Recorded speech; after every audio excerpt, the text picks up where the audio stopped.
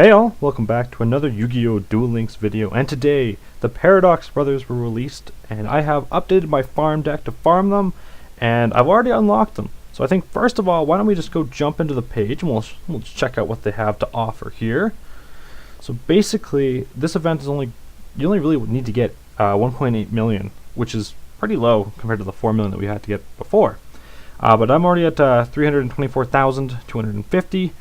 And I easily actually got there. It only took 2 level 40 farms. I tried one to see if my deck would work, and then I recorded one, and then I also fought the level 51, which was a very different deck. It used a lot of equip spells, and it also had a few cards that took out my storm, so that's one of the things I had to change on the deck pretty quickly there.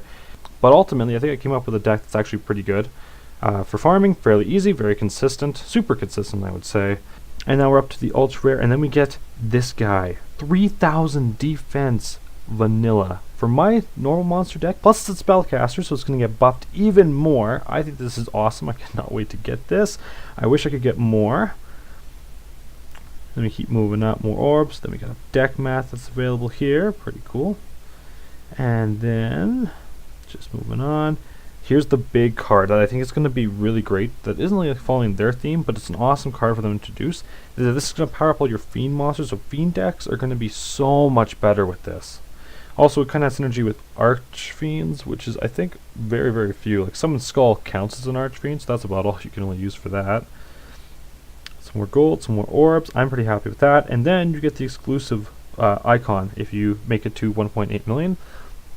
I would recommend farming way past that though, because you're going to want some of these special cards that you get. So you actually get Labyrinth Walls from leveling the Paradox Brothers up. So Labyrinth Wall, as long as you get like one of them, you're totally fine to get 3. So nothing too spectacular about that. And Extra Gate. So this is a card I don't think really is too great. Basically, especially in this game, you just banish one of your opponent's extra deck monsters, which almost no one's running.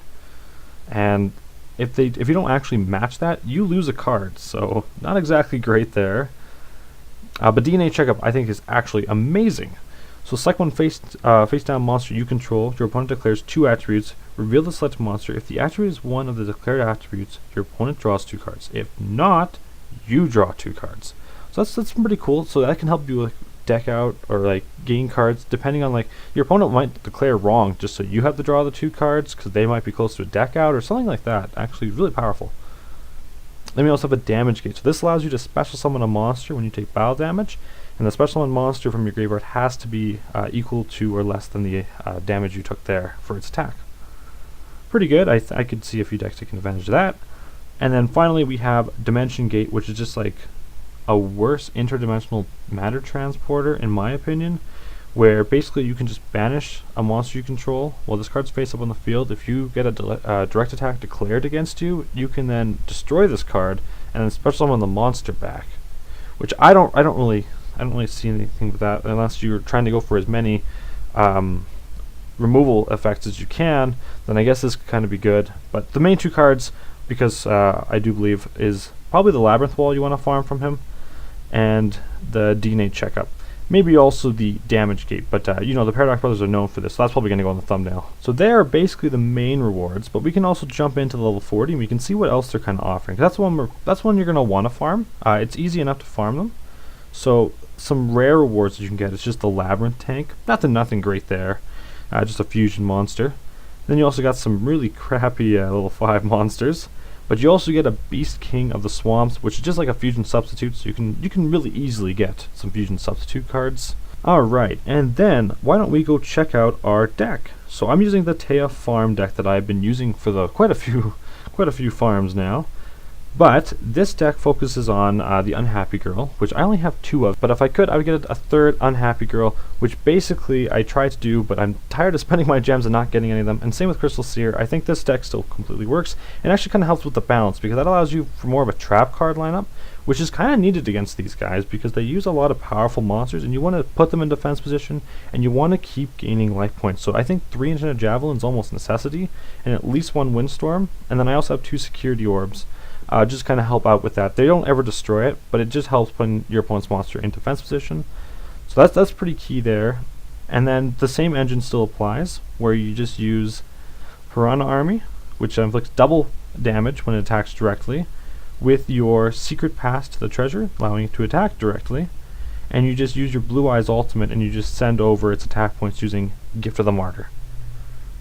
And then because of Holy Guard, you don't take any battle damage during your turn, so the Unhappy Girl can attack the monster that your opponent controls, thus giving its effect, which is while this card is in face-up attack position on the field, this card cannot be destroyed as a result of battle. A monster that battled with this card cannot change its battle position, except with the card effect or attack while this face-up monster is on the field. So there you go. That's how you stall. Now I have only had successful runs fighting level 40 so far, so let's get right into it.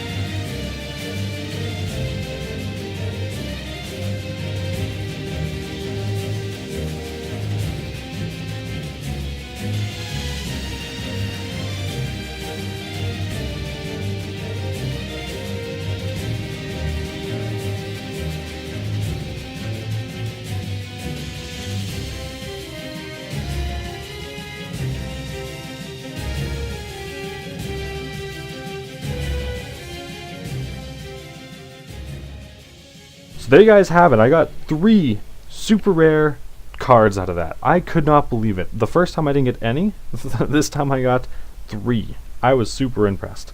Now, this is easily 6,000, 8,000, depending on what you do, and depending if you can get your no damage, and depending if you can have a comeback victory, and depending if you can get a prismatic card out, all that stuff. So you can easily get to 8,000, especially with the bonus that some of them give you if you fight level 40 while they're in the duel world. So that's also pretty good.